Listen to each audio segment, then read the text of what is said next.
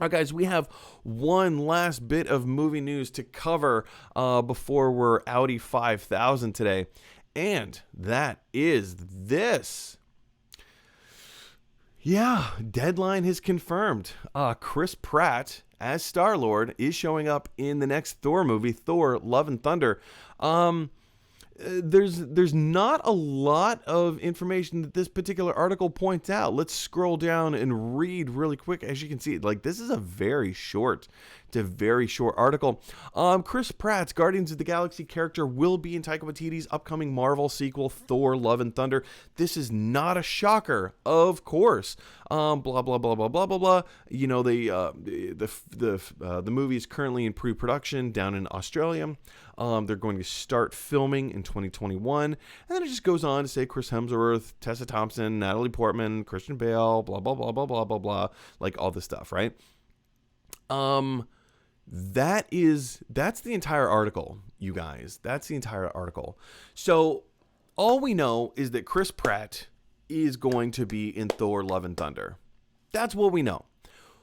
What is he going to do? What is his function? There's a lot of speculation all over the place. I've heard some people saying that, you know, Chris Pratt is going to be he's going to play a similar role to like the Hulk in Thor Ragnarok. It's gonna be kind of like a buddy movie. Like, hey, here's Thor and here's Star-Lord, and off they go on this weird, wacky, crazy adventure. Could be. I mean, the last we saw either of these characters was in the movie Endgame. Avengers Endgame, it ended with Thor jumping on Star-Lord's ship, and off they went. They had that whole kind of like word battle of wits, I guess you could say, as to who is the captain of the ship, who is in charge here. Is it Star-Lord? Oh yes, most definitely, it's Star-Lord. Or was it Thor? Oh, well, of course, everybody thinks I'm in charge, but I'm going to default to you, right? So it was a really funny bit. It was lighthearted. It was fun. And that was the last that we saw of them. And then, of course, people started running with as Guardians of the Galaxy, right? As Guardians of the Galaxy. I mean, that very well could have been the script that James Gunn wrote. But by the time that James Gunn finishes the Suicide Squad over at Warner Brothers and then comes back to Marvel to do work on Guardians 3, Thor: Love and Thunder's already going to be out in theaters, right? Theaters. We'll see if that happens. Who knows what's going on there? More on that later. But I think it's interesting to note that Chris Pratt is going to be in the Thor movie. Is it just going to be at the very beginning? Is Chris Pratt just going to, are we going to see Thor walk off of Star-Lord's ship and say, well, thanks for the ride, Earthling. I'm not an Earthling. Well, but you're from Earth. Well, yeah, but get out of here. Well, all right, thank you, Earthling. It could be an exchange similar to that, just to start the movie, and then Thor goes off on his adventures, doing whatever he's gonna do.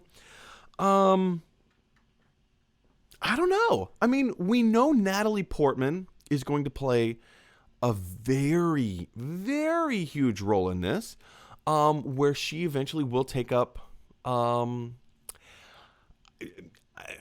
mantle of Thor. Essentially. So in the comics, there's a storyline where Jane Foster gets cancer, and as she's going through chemotherapy and fighting beating cancer, somehow, through some way, through some blah blah blah whatever, she becomes endowed with the powers of Thor, and so she gets to wield Mjolnir, the hammer. And she goes around and does all the stuff that Thor can't do, or is like not around to do. I don't know, something like that. And then in that case, the title of Thor becomes more of like a mantle as opposed to an actual name, which is extremely hokey and cheesy and dumb. If you're gonna imbue Natalie Portman's character like Jane Foster with godlike powers, just give her a new name. Like, why does she have to be Thor?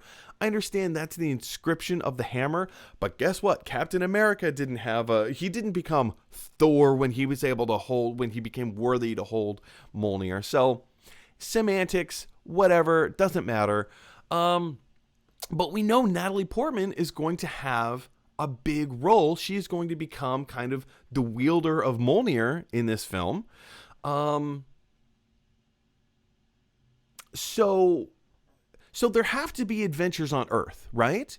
And I think it'd be really interesting to see Star-Lord back on Earth, experiencing Earth the way he never really got to. He experienced Earth up until he was, 7 years old, 8 years old, until he was, taken away in a spaceship and with Yondu and blah, blah, blah, all that stuff. So I think that could be really interesting to see Earth from Star-Lord's perspective. So, but then again, who knows? Who knows what this story is going to be? It's now been confirmed that Chris Pratt is going to be in the movie. Is he going to be in the movie a little? Is he going to be in the movie a lot?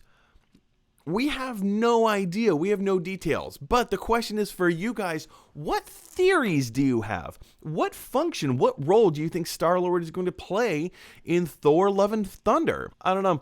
But question is for you guys, what do you think is going to happen? Jump on down to the comment section below. I did it again. The comment section below. The comment section below. And let me know your thoughts. Hey everybody, thanks for watching. If you like this video, click like. If you really like this video, click subscribe. And if you really, really like this video, click share. Because that is exactly what Batman from the animated series would want you to do. His name is Batman.